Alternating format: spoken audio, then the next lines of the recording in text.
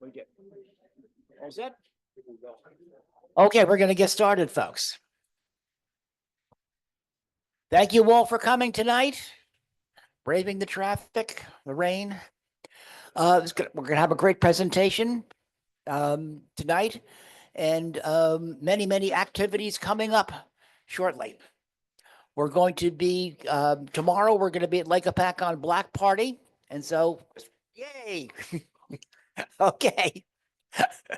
And coming up very shortly after that, we're going to have Waterloo Canal Day, followed by Wharton Canal Day, and especially in our list, Warren County Bicentennial Festival on 6/28. June 28th, yeah.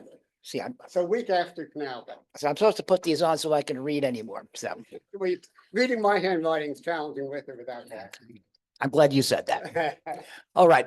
An important thing to announce, we have many activities in many places. We're building trail wherever we can partner with other with communities to build trail along the Morris Canal Greenway. But one thing about trails is they just don't take care of themselves. So, Tim, you've got a wonderful crew going in Warren County taking care of trail maintenance. But now Lou Wefferling, sitting in the back there, is going to be organizing a trail crew here in Morris County. We've got many canal sites here. We need volunteers to help out. We don't need muscle guys. We need just people to help a little bit here and there, and to help with cleaning up pieces of trail in the various communities in Morris County. So please see Lou. We're going to be sending out an email blast to ask the wide a range of our members to join in, but please see Lou and consider giving us some time. Luke, stand up again. Okay.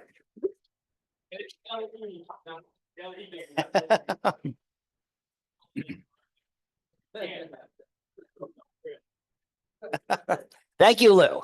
Okay, also, we finally have Mr. Gollar's book, Disappearing Act, done and for sale. And so we have them in the office after we're finished with the meeting.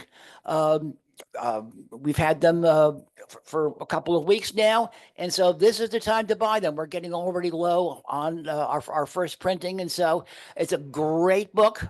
We'll have them on the table in the office after the meeting. Please consider getting yourself a copy now.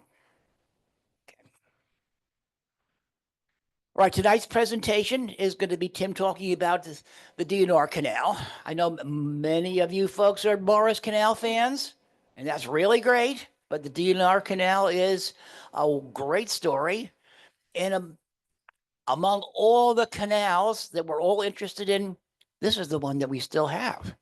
It's almost all there. And so if you haven't visited, please do. And please take a hint from the things that Tim is going to. Sorry. Anyway, but we do need to do, Janice, we need to do logistics first. Oh, I can do it. Well, you do it so well. I don't want to. Yes, you do it so well. We did the division of labor. It's been a while since I've done this. Hello. First, I'd like to ask everybody to please put your phone on vibrate or silent or whatever, because it is annoying when it goes off. Number two, we have to be out of here when Tim is finished with his presentation. There'll be a short question and answer period, and then we have to be out of here by 8:30, 8:45, so that the cleaning crew can come in. So we'll just we'll be meeting, everything will be over at the archive in the headquarters over there, and so we can all meet and talk and chow down some more if we want. There's another one, but I don't remember what it is. Okay, I think that's it. If I remember, I'll interrupt him. Yes, great. So please join us in the office space after the meeting. The archives will be open. We've got some new artifacts to show off. Color's book will be on sale. And so please join us after the meeting. Tim, all yours. Okay, thank you for all coming tonight. As Joe mentioned, there's a lot going on with the Morris Canal Greenway, so we're discussing, always talking about the Morris Canal Greenway. And one event he didn't mention coming up, May 28th, the NJTPA does a twice a year virtual meeting on all the Morris Canal Greenway projects that are going on all the way across the state. So we'll be sending out an email about that. If you want to tune into that, you can learn about the Morris Canal Greenway projects. And in fact, just this morning, Beth Hayne, raise your hand.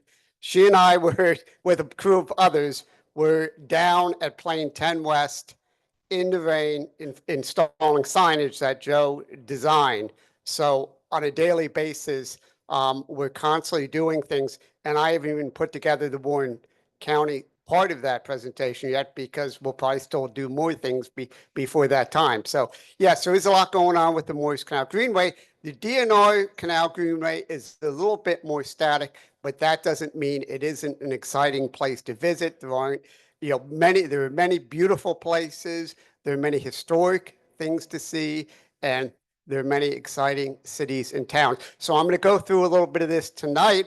It would be impossible to go through everything on a D&R Canal Greenway in an hour's time. So I'm going to kind of touch on a number of places you can go and see, and hopefully that will whet your appetite to go visit the other canal in New Jersey.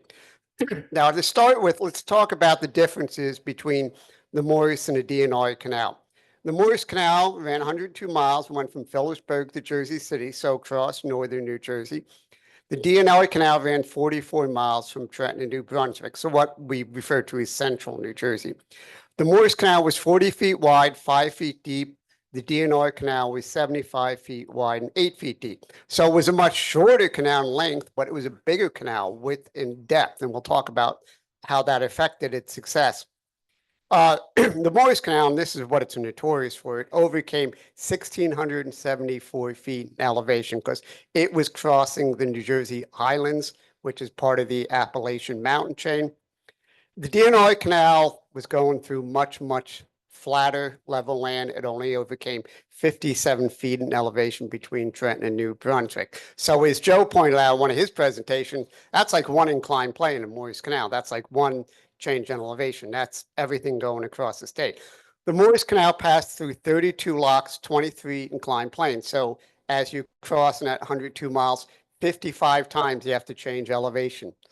The D&R Canal, it passed through only 14 locks total, and that's actually including the feeders. So it didn't change elevation as much. And the Morris Canal lock was 95 feet long by 11 feet wide. D&R Canal lock, 220 feet long by 24 feet wide. So it was over twice the size. So we'll talk about how that affected the transportation on the D&R Canal.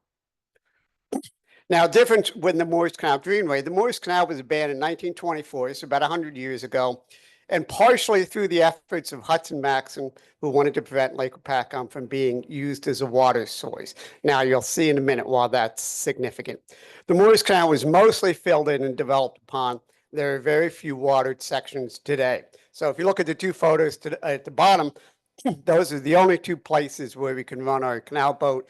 That's Wharton, which is about a third of a mile of watered section, and Waterloo Village, which is only like 100 yards of watered. So there's not a lot of places where you can actually float a boat on the Morris Canal.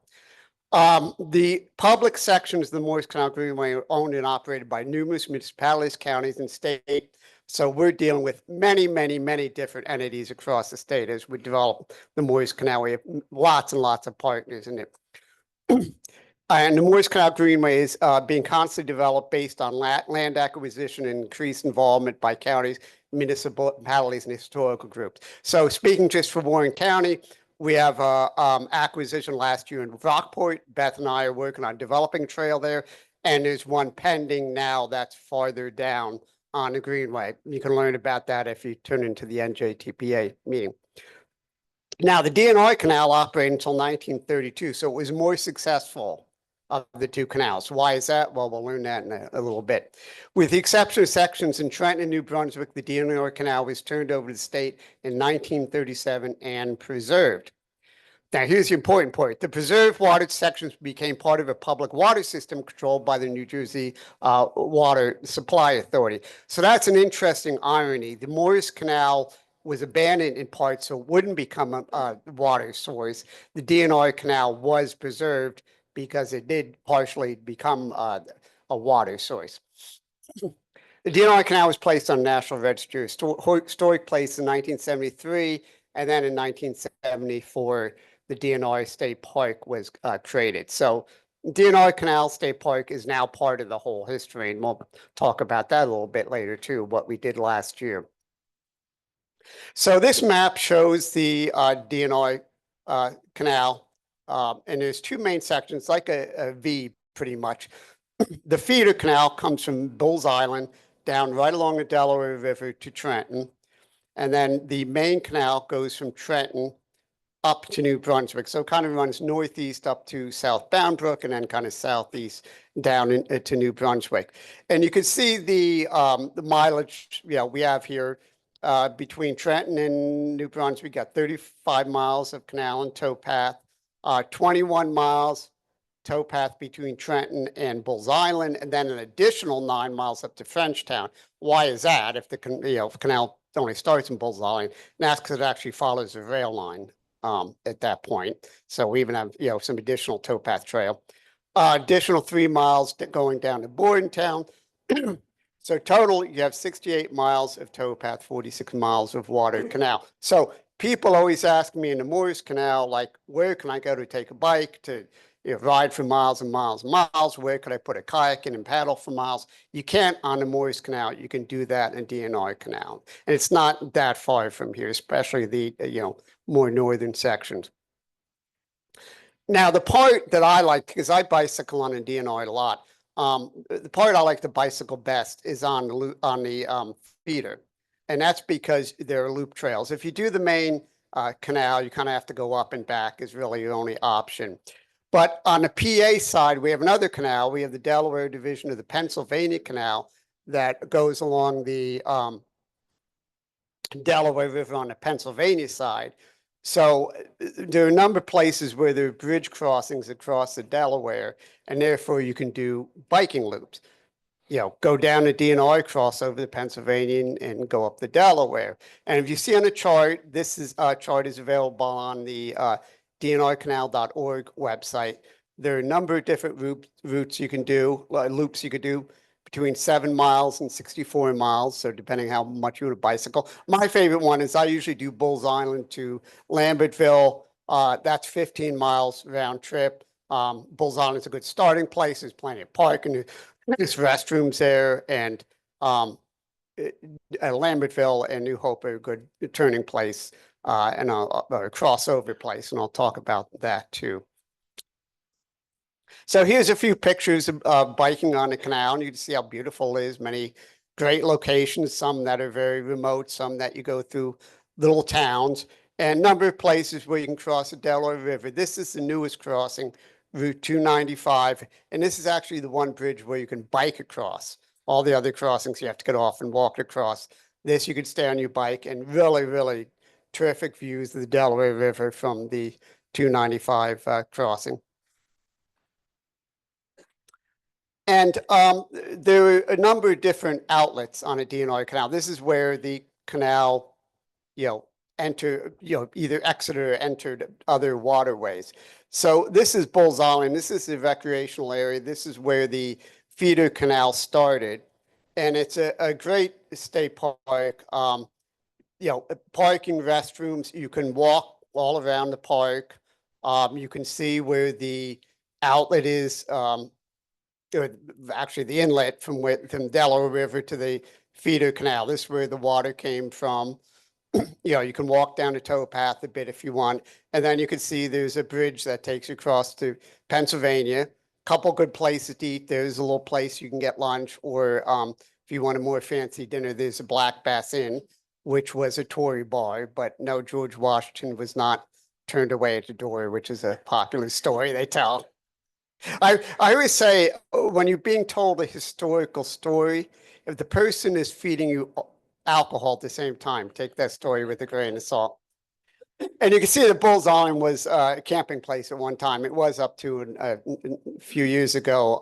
It's not anymore because a tree fell on someone. So that, yeah. So, but you can't go. It's open and you can walk around it, and it's a very nice place.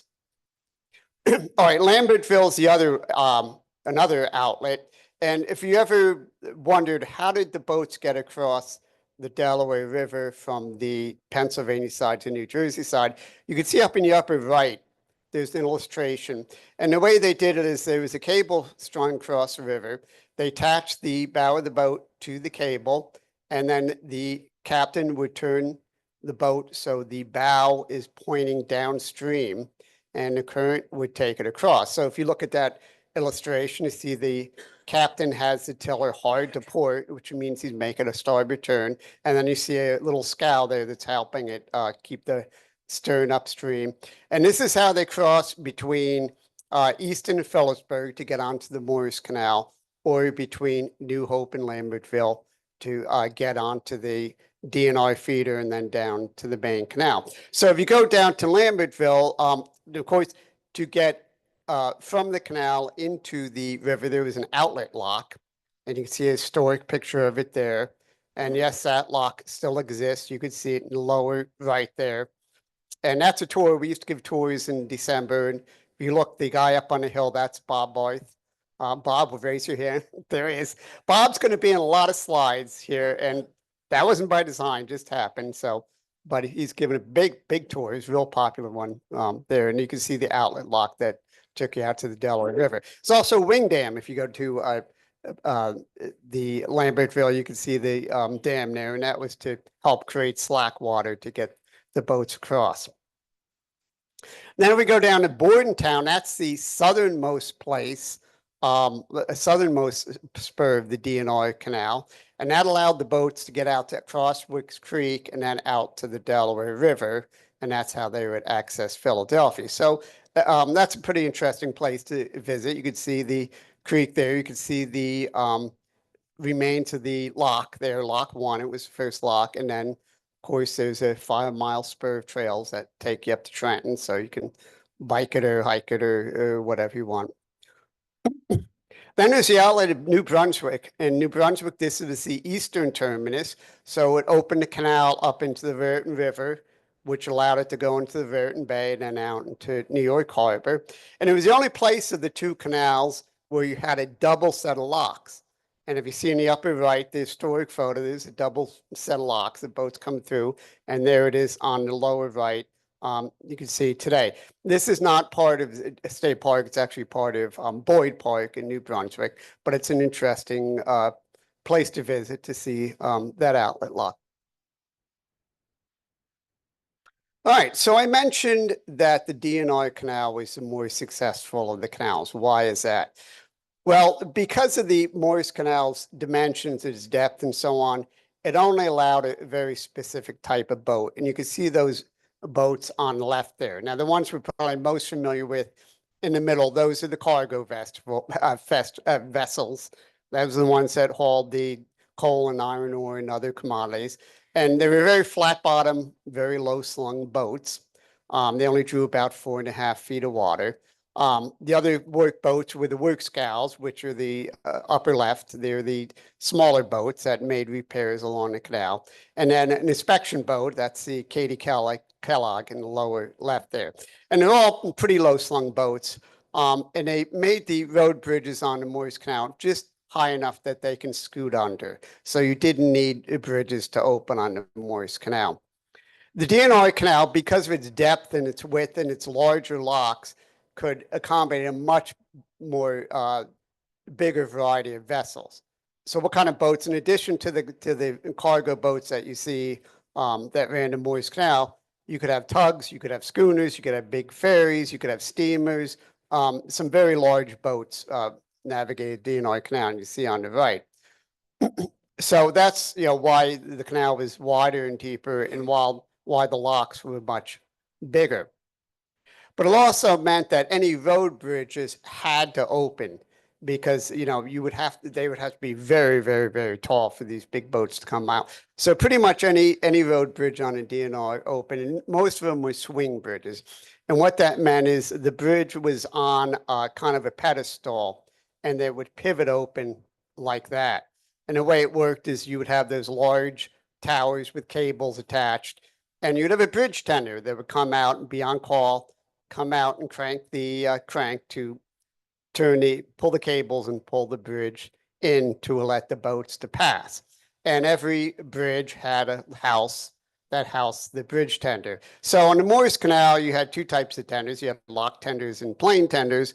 On a D&R canal, you would have lock tenders and bridge tenders, but it's the same thing. You would provide the house, you were on call sunrise to sunset, 6 days a week, and you would have a little shanty or office there that you would work from for when the boats would come, and you know, you kept records and charged a toll and all that kind of thing. So there's a number of good bridge tenders, house and bridges that are still in existence. Now they don't swing anymore. They've been replaced with static bridges. And if you're a paddler like me, some of them are really, really hard to get under. They're very low. Like you can see, you have to almost lie down your kayak. But the bridges are there and the tenders houses are there. And you can see the Griggstown Bridge Tenders House. That's a beautiful stone one there in the middle, still there. And then Blackwell's Mills has a very nice tenders house there. And they also have a gardens that are very, very nice across the street from it. So if you happen to be walking or biking through, these are great places to stop and visit and see what they look like. And they're only 3.5 miles apart, so they're actually pretty close to each other. You can see them both. And then one of the best bridge tenders houses is in East Millstone. And that was also one of the recent restoration projects at the D&R. Now, before we talk about that, I want to show you these two pictures because this shows you really, you know, then and now what these canal towns were like in the past and now. And if you look at the upper right, you got East Millstone. That's downtown. That's Market Street. And this is 1909. So it's a time the canal was still running and you had the railroad coming through too. And you can see the tracks right in the foreground. Look out for locomotive sign. And look at it. I mean, just what a busy place. All kinds of commerce and business going on and so on. The canal would run right behind the buildings on the left there. There's the same picture in the lower left. Looks a little bit different from today, right? But yeah, that shows, you know, now the commerce is kind of moved to the Route 206 corridor, and you know, these little canal towns aren't very busy anymore, but it's a good then and now perspective. But the restoration project I was talking about is the East Millstone house is pretty good shape, but in 2020, the tender station was really in a very, very bad state of disrepair. And this was a project we were trying to get done for years. You know, so a lot of donations we saw for various organizations. I think the Canal Society kicked in some money, but you could see it was just, you know, ready to fall apart, you know, very poor condition. And sure enough, the money was raised, and after much planning and donation, work began on the tender's house, on the tender station. And the way it was done, which is very interesting, is the interior boards were all pretty much preserved, and a new facade was put on the outside. So you can see in upper right, there's a facade being built on, but the interior woodwork was pretty well saved. And if you look in the lower right, you see the floorboards there. Those floorboards are not attached. Why is that? Well, we'll learn about that at the end of the presentation, why it made sense not to attach the floorboards. But there it is, completely preserved.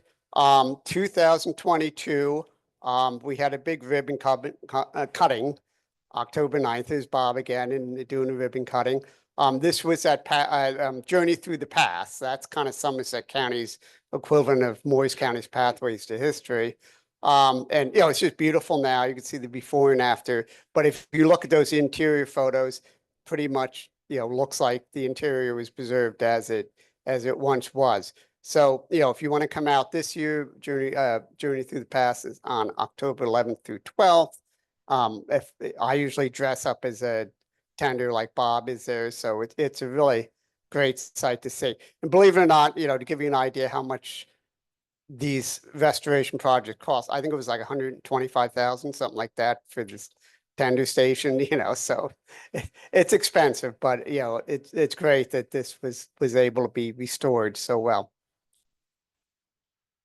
All right, so we'll talk about some few really great sites to visit if you happen to be on a DNR. This is Stockton on a feeder. So this is about 3 miles just below Bulls Island. And it's a really, really great historic site. Paulsville Mills is almost like a little historic village because you look all kinds of what's there, linseed mill, the grist mill, sawmill, grain silo, railroad trestle, all right there and right, the towpath goes right by it. So it's a great place to stop and look at this historic buildings, read the signage and so on. And as I mentioned, the founding of the D&R Canal State Park was 1974. So yes, believe it or not, that was 50 years ago. So last year we had a big 50th anniversary celebration.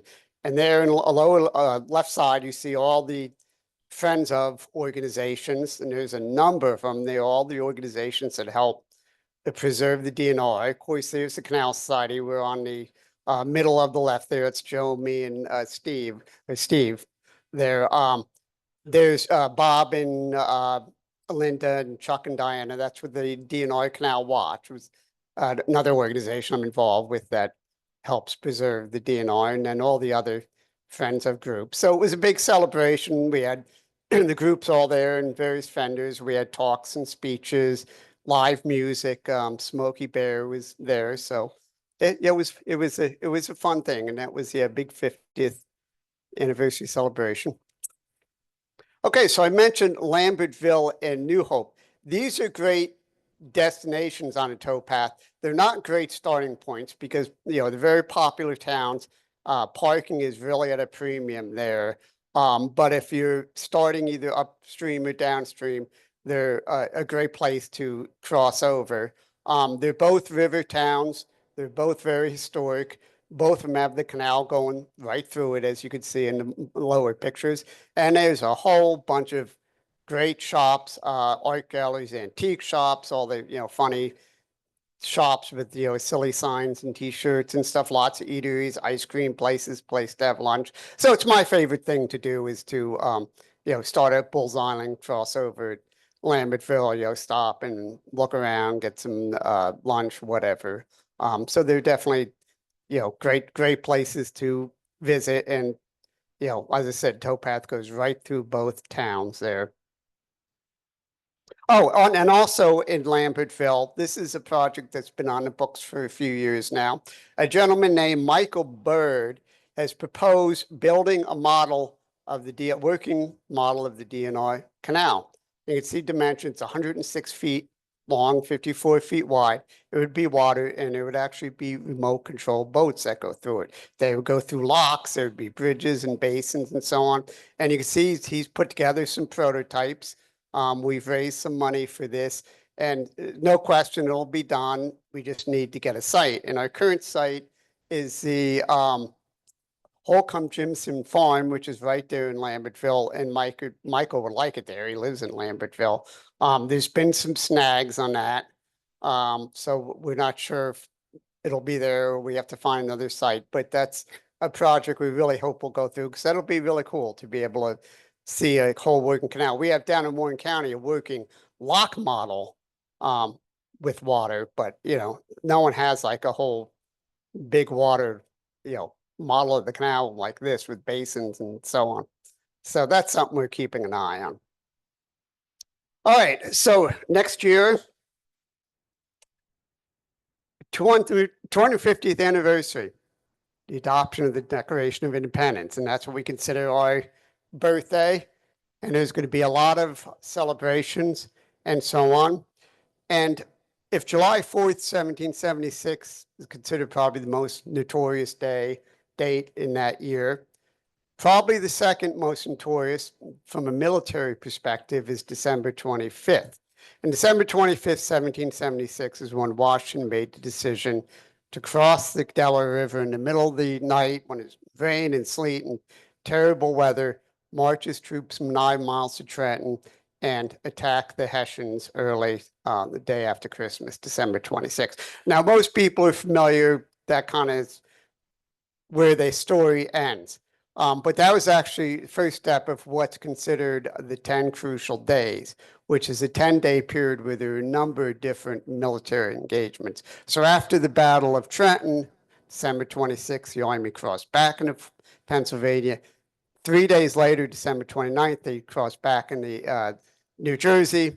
They staked themselves out in the south side of Trenton. They had another Battle of Trenton, also called the Battle of Assunpink Creek on January 2nd. That was kind of a draw. They retreated, kind of flanked around, and then on January 3rd, they had the notorious Battle of Princeton. So that was 10 crucial days between December 25th, 1776 and January 3rd, 1777. So what they didn't know back then is about 50 years later, they would build this canal, D&R Canal, and it goes through most of the sites of the 10 crucial days. So as we go into the 250th next year, these are some sites you might want to visit, and visiting by the D&R Canal is a great way to do it. So we see the Washington crossing there, and there's actually 2 Washington crossings, one on New Jersey, one on the Pennsylvania side. The Pennsylvania side is right now the more interesting one because it has a big visitor center and so on, but they are planning to build a visitor center on the New Jersey side. We saw the plans for it and looks pretty cool. So you go visit both Washington crossing. There's a bridge there. And if you go down there in December, there's 2 reenactments. On Christmas Day, they do a crossing of the Delaware, and 2 weeks earlier, they do a dress rehearsal. In the lower right, you see one of the dress rehearsals is from 2015. And, it was a day the water was totally calm. It was like 70 degrees, beautiful. So not at all like what, General Washington experienced, but it's still fun to see them and do that. And, parking's such a premium. You have to park off-site and shuttle in. But, if you walk down or bike down from a place farther upstream, that's a good way to get in to see the Washington crossing. Now, if you continue down in Trenton, another great historic site is the old Barracks Museum in Trenton. This was actually built in 1758, and it was to house British soldiers during the French and Indian War. That's when we were still on the British side. But it was also used to house Hessian soldiers during the December 26, 1776 battle. And it was also used as a hospital. So, that's a site kind of related to the historic events that occurred in Trenton, the 2 battles. And then if we work our way up the main canal, we come to Princeton, and that was the famous Battle of Princeton, January 3rd, 1777. And that was a decisive victory for us against the British, and it was considered the turning point in the Revolution when things finally started to turn our way. So you can visit the battlefield. If you visit Nassau Hall in Princeton, you can actually see damage from cannonballs, which supposedly were fired by Alexander Hamilton. He was a young officer during the Revolution, and it supposedly broke through a window and destroyed a portrait of King George II. So that's, the historic part of Princeton you could see. But Princeton downtown is also very beautiful, and that can be accessed by the towpath. A little bit of a walk up the hill in the towpath, but great shops, great restaurants, things to see there. So that's something, and you could avoid parking just like in Lambertville and New Hope. And then there's Lake Carnegie. So Lake Carnegie is actually a dam section of the Millstone River. And this was constructed by Andrew Carnegie because Princeton had a crew team, a rowing team, and they used to either practice either on the D&R Canal or on the Raritan River. They didn't have a great place to practice their rowing. So Andrew Carnegie built a dam, created this lake, and now they had a great place to row. And the students of Princeton were so happy that they wrote a little ditty for Carnegie. And here it is in the bottom. It says, Carnegie, Carnegie, he's giving us a lake. You can hear the breakers break. Carnegie, Carnegie, Andy, Andy, you're a dandy. Carnegie. So won't win any awards, but it was a cute little ditty. So they were very happy that he built this lake. So you go there today, you can see the crew team still out there. The Princeton still has a crew team. There they are. Some great wildlife there, turtles. There's a heron there. I've seen him a couple times. He's not afraid of humans. You can walk right up to him. He won't move at all. And then there's an aqueduct over the Millstone River Canal, and you can see we're paddling over the aqueduct there, and then there's a bridge if you happen to be walking your bicycle. So Carnegie Lake is really just a beautiful place to visit right there along Princeton, and the towpath goes right along the whole length of it. And then we come to Kingston. Kingston is probably the best preserved lock and tender's house. It recently went through some great restoration. We helped fund this, the Canal Society. You can see, facade work was done, flashing was replaced, a new door. It's now just gleaming white and, great lock. And there's also a couple of really historic structures there. First of all, there's the mill. There you see in the lower right. That's another photo of Mr. Barth. He's there in his kayak, and it shows just how huge that structure is. I mean, look how big it is. And then we had the historic bridge, which was what preceded Route 27. And this kind of brings the 10 crucial days to a close. At this point in the story, we had the Battle of Princeton.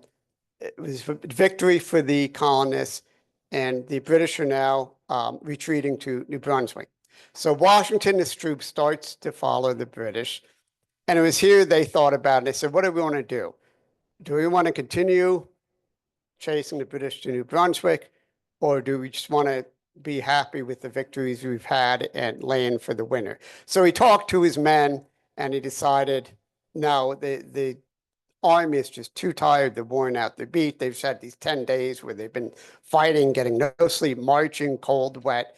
It's better just to land for the winter. So with that, they marched north, and who could tell me where they ended up?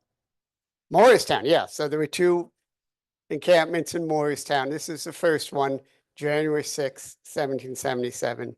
They arrived in Morristown and made camp. So this is where that fateful decision was made. Okay, so as I said in the beginning, the D&R Canal might seem like, well, it's the easier of the canals because Morris Canal, we're constantly doing new things and new trails and developing and so on. The D&R is pretty much status quo, which is partially true, but there are challenges to the D&R Canal. The good thing about the Morris Canal is there are some exceptions, but it's a lot of highlands, so it doesn't really get the same risk of flooding. Now, that's not entirely true because we're familiar with Plain 9 West. We had a big rainstorm a couple of years ago that washed out the bridge at the bottom. We're still dealing with that. But the D&R Canal is pretty much low-lying all the way across the state, and it gets devastated by flooding. And so the most recent events, bad weather events, were two hurricanes that hit just a couple weeks apart in August and September 2021, and they were called Andre and Ida.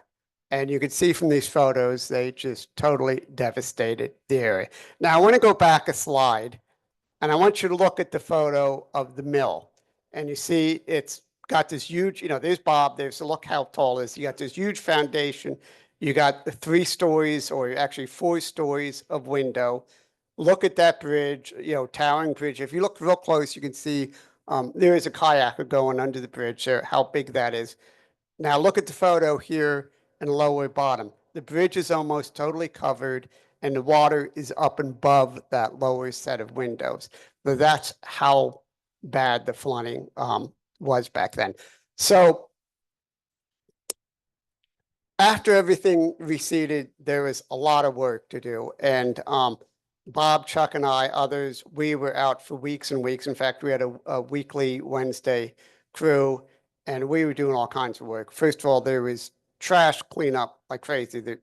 All this flooding carried trash everywhere. We picked up hundreds and hundreds and bottles and cans. We picked up lots of tires. Now, why are there so many tires? Well, because there's docks along the canal, docks along the millstone. Tires are being used for bumpers. Flooding, they come detached, and you have to clean up. Lots and lots of those little plastic bags, shopping bags, all snarled up in branches and prickers and so on. So yes, I am a proponent of the shopping bag ban. And if you're not, then, come out and help us the next time. Clean up all those bags that go all over the place. And lots of debris. If you look at the Demont Lane, sticks and brush and so on, the current carried them, they just got clogged up. We spent a whole day clearing the bridge there. A lot of buildings were flooded. This is a mule barracks in Kingston. I'm sorry, no, in Griggstown. Now you see Bob and some others squeegeeing it out, and power washer and so on. Bridge repairs still going on today, and recovering porta potties. So one of the things people say all the time mostly on the main canal, there are some bathrooms on the feeder, but there's no way to go to the bathroom on the canal. And even if you're someone who doesn't mind going into the woods, it's like a lot of places there's no woods. You basically have the canal on one side and a steep riverbank the other side, and where do you go? So the current superintendent of D&R Canal State Park, and Maggie, who's really terrific, she's recently placed a lot of porta potties up and down the main canal, which is great. But there's one problem with them. When the water rises, they all float away. So one of the things we had to do is, yes, we had to recover porta johns. The one you see in the upper middle there, that was one that was buried way, way out in the woods. We had to hike in, disassemble it, and then carry the pieces up to the towpath. So what you're looking at there is a disassembled porta john. So yeah, this is what we were doing after hurricanes Henri and Ida. Now, during that time, this is in 2021, we had a paddling committee going, Chuck, Bob, and I. And we had a lot of fun. We did a lot of scouting trips to learn, where to put in, what were good places to paddle, what were good loop paddles, and so on like that. But it wasn't all fun. We did some work too. We wrote a lot of reports on, what these paddling trips were. We did we documented launching points, like you see in upper right. We did some clearing. You see, that's me actually cutting a branch. And that's actually on the Millstone River, so I'm kind of hanging on it against the current, cutting through that with the bow saw. And we did a lot of dock repairs. And the D&R Canal Commission, which is kind of the regulatory agency of the D&R, will not allow you to build new docks. But if you have docks that are there that are grandfathered, and they will let us repair them. So we did a number of repairs there. And then you see that's both in the lower right, Chuck and Bob repairing the dock. I believe that's at Kingston. And it was during this time that we have what's called the saga of the Kingston Dock. And this is going to be the last part of my story here. It involves Bob, Barth, and Chuck. Chuck, raise your hand. There it is. So as we're repairing these docks, this is in the summer of 2021. One of them was at Kingston. Kingston was the town I just talked about with the big mill. And you can see what the problem with the dock was. It had been attached to these two metal posts, it had broken off, and it was now kind of diagonal into it. So we kind of came up with a plan of how to revive this dock, restore it, get it back on, and get it into shape. And Chuck was the one who was mostly coming up with the plans on how to do that. So we got the approval from State Parks. The first thing we had to do is to winch it up to get it level. So you can see in the lower left, there's the winch, and we're winching it up. That's the Route 27 bridge there. That's Bob and myself there in lower left. We repaired some boards, repaired some footings and stuff, and we added cleats and a hand post. And the reason being, usually on a DNR, the current's very, very slight, like almost non-noticeable. But this is right below the Kingston Lock, so the current's much stronger. You really have to kind of paddle to get to this dock. So we want to have a place you can grab onto and tie off your vessel and so on. And now you can see Chuck, he's paddling up, giving a shot, seeing how it works and so on. So we got this dock in pretty good shape. And the one thing we hadn't done yet is we hadn't secured it to the shore. And we had, we said, well, we have to kind of come up with a plan. We have to get materials. We were kind of tired at the end of the day. So we said, we'll come back another day and do it. The dock's not going to go anywhere. And that was famous last words. Hurricane Henri strikes August 23rd, 2021. Now, if you see on the left, there's Chuck and I. We're on this dock. We just restored. That's Patricia Kalesser. She was the former superintendent of the D&R Canal Park. She's checking out and saying, good job, boys. Yeah, it looks good. And there in the middle is the exact same spot right after Hurricane Henri struck. And you can see that same cluster of trees by Patricia. There they are there. So what happened here, and Chuck, afterwards, you can tell me if I got the story wrong at all, but I believe it's what happened. I get a call. This is after the storm. I think I was at the library at the time, but he goes, Tim, I just went down to the site and that dock that we just put in, it's gone. But I looked over to the Route 27 bridge and there's the hand post there, meaning the dock is stuck, or the dock, yeah, is stuck on a bridge there. So maybe if we can get a line around it, we could either winch it to shore or at least we can secure it so it doesn't float away, it can recover it. So I said, okay, I'll be right down. So I ran home, I changed my clothes, I knew I was gonna get wet. I put my kayak in the car so I could paddle out, threw a bunch of equipment and rope and together in the car. And was just about to drive down there and I got another call from Chuck and he says, never mind, Tim, the dock is gone. Forget it.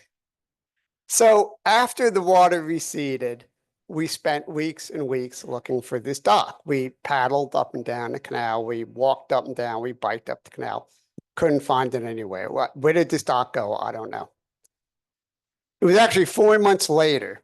Someone was walking along the towpath and it was down between Kingston and Rocky Hill. And they look down and they see this dock all buried in the brush. And that was our Kingston dock. Now, the body of water you see in the background on the left there, that is not the canal. That's actually the Millstone River. This is a place where you have a very sharp bank of the canal between the canal and the river. Then it goes down to the river. So what had happened was the dock floated downstream in the canal, went over the bank of the canal, down this bank, and got lodged right by this side of the river. And now it's all snarled up in this brush. So what are we going to do about this? We found it, but how do we handle this? So 2 months later, we come back. This is March 2nd, 2022. So first thing we do, we have to clear a path. So we go down there with a bunch of loppers and saws and we cut all this brush away and so on and so forth. And then using the whole crew, we pushed and shoved as hard as we could and slid this dock up that bank and back onto the canal towpath. Now, the reason I don't have pictures of that is because it was all hands on deck and I couldn't very well say, okay, everyone stop. I want to get a picture. Yeah. I didn't get killed. But we did get it up on the towpath. You can see in the lower left there, March 2nd, it's rescued. There's our crew. The problem was that this was on a very narrow part of the towpath. You couldn't really get a vehicle in there. So what we did then is came back a few weeks later, April 20th, disassembled the whole dock and used carts and wheelbarrows and stuff to bring all the boards out to the roadway where they could be picked up by the state park. So, okay, we rescued our dock, but now back at Kingston, there's no dock there. Are we going to be able to rebuild it? Or is, the state park going to say, well, now it's gone now. You can't have a dock. It's, gone. Well, fortunately, we put together a plan and they did approve that we could rebuild it since the dock had been there. And there we are in summer 2022. Chuck, Bob, and I and others were building rebuilt this dock. We did use some of the boards from the old dock, but we did get it together. And there's the four of us. It was Bob, Wayne Petco, myself, and Chuck with our new dock. And that one we did secure to the shore. So hopefully it will survive the next big storm. Sadly, and I must say, Wayne Petco, who is one of our, crew members who was with us all the way, he passed away last year. So that is very sad. But that's the saga of the Kingston dock. And that brings to the end my presentation. So thank you. So before you have questions, Bill, you wanted to say something about your site, or you want to say just... Bill McKelvey is a D&R Canal expert on history. He's written books about it. Yeah, thank you, Tim, for wetting our whistle on the D&R Canal. I guess most of you know that I did 2 books on the D&R Canal. One is the Delaware and Raritan Canal Pictorial History, and the other is Champlain to Chesapeake, which covers the entire waterway route, canal route from Lake Champlain down to Chesapeake Bay. And I believe Joe has copies of both of those books for sale, right? Right. Right. So what I wanted to do was give you an opportunity to explore your interest as historians and researchers a bit further. I had a lot of material left over from the 2 books and decided I would put it all together in one database. And database doesn't do any good unless it's available to everybody. So what we did is we put it on the website of Liberty Historic Railway. That's www.lhry.org. And there's sections on it. You can click on history and chronology and whatnot. But the one that covers the D&R is alphabetical, all the subjects that were left over from the books. And that would be the boat names, the people's names, the location names, the incidents, the accidents, everything you want to, that I found in all my research, put it all together in the one database, easily searchable because it's online. And then there's another database that I've been working on for years, and that is excursions, fan trips, and other special journeys. And in that database, I just posted it up to our website. I do that every 6 months. It's now 510 pages. It was another 61 pages in just 6 months. That should have every single canal trip that the Canal Society of New Jersey ever did. My criteria is that it needs to either start from New Jersey, end in New Jersey, go through New Jersey, or whatnot. I include our trips to England and Ireland because we started in New Jersey. And the Erie Canal trips, the Canadian trips we did. I heartily recommend you take a look whenever you, and both sites are totally searchable. Easily, you got something you want to look up, go to it. Thank you, Tim. So with that, thank you, Bill. With that, does anyone have any questions? Yes, ma'am.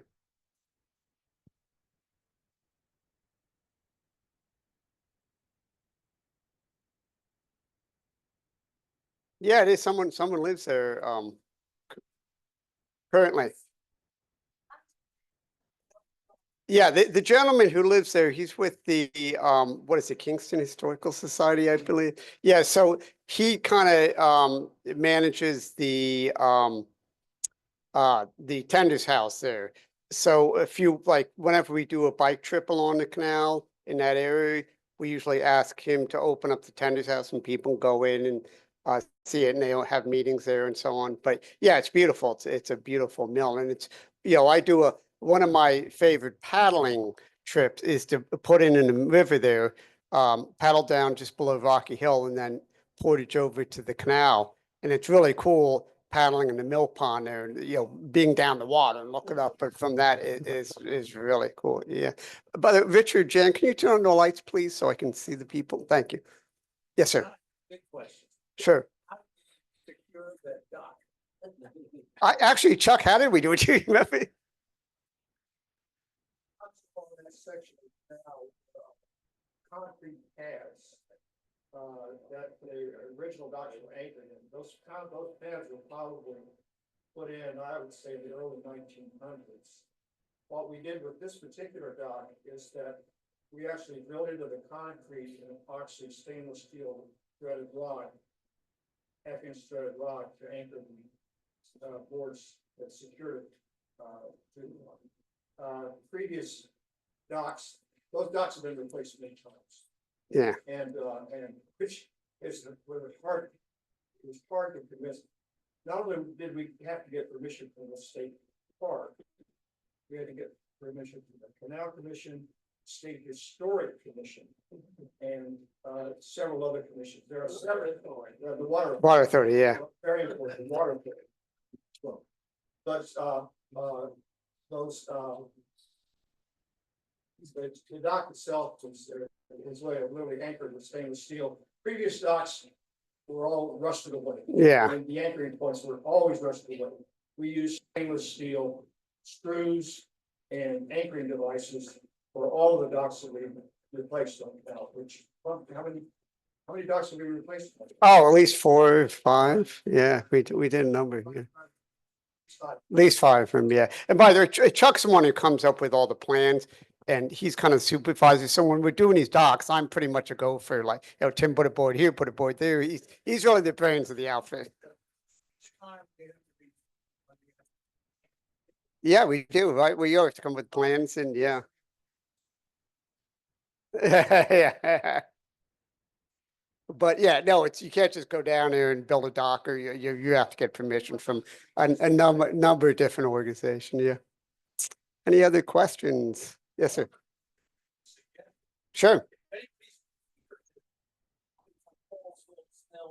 South, Mm. Stockton, you can get off the canal and visit the Oddbird Brewing Company. There you go. See, yeah. Yeah, and that's what I said. There's so many places I haven't mentioned. It's, you know, I'm trying to get this into an, you know, hour presentation. So you'll discover far more places than I've talked about. Yes, Bob. Oh, yeah, I'm sorry. So the D&R Canal State Park right here, there's brochures for it. So if you plan to go down and visit it, you know, grab a brochure, and it you know, has a map and tells you all the sites and so on. Anything else? Yes, Chuck. Oh, right.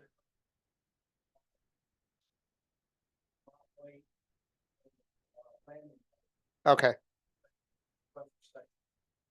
All right. Let me repeat that for the people who are virtual. So Chuck Martin, who's really great expert on the D&R Canal, leading a walk from Demont to Landing Lane, right?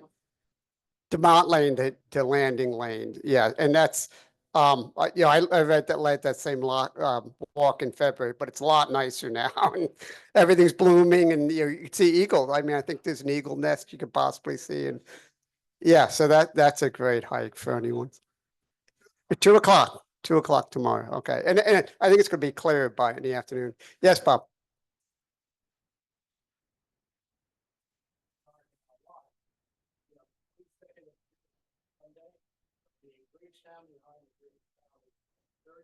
It'll be on making the D&R Canal more canoe kayaker friendly. Right. So it's on the virtual June 22nd annual D&R Canal Watch meeting at it's good at 2 o'clock in Griggstown, right? Right. Okay. Got two. What years were the DNR operational? It opened in 1834 and ran to about 1934, right? So, yeah, 33. So about 100, just like the Morris Canal, about 100 years. And something a little more speculative. If the Morris Canal was as big as the DNR, would it have been more successful? Oh, yeah, it definitely could. I mean, the Morris Canal was designed specifically for cargo traffic, and once the cargo traffic dried up, it really had no other purpose other than recreational or to be used as a water source, which is why, Hudson Maxim wanted to, abandon it because he was a Lake Hopatcong guy, owned all this land. He said, if you're drawing water off the canal and Lake Hopatcong's the main feeder, it's going to deplete the Lake Hopatcong. So yes, it would have been more successful probably. That's it online. Okay, so thank you.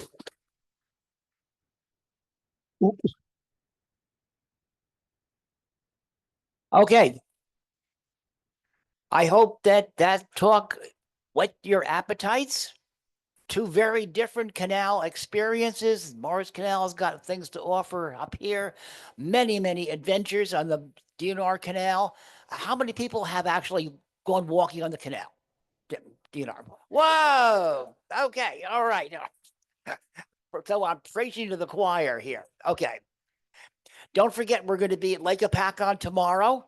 We have many events coming up. We're going to try to chug out a really quick newsletter with all of the events, just to let you know what's going to be happening in the future. We're going to have the office open, and we're going to have Bob Goller's book for sale. We've got some new artifacts to show off. Please join us. We're going to move all the food and the conversation and the schmoozing into the office. Please. Yes. Yes. And yes, and lastly, we need volunteers for many things that we do. We have so many events and so many activities. Stephen. Oh, forgetting about the volunteer. Bobby, tell us about the volunteer luncheon.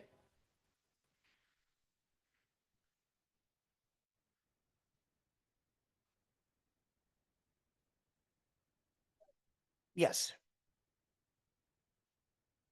A great experience, even more schmoozing.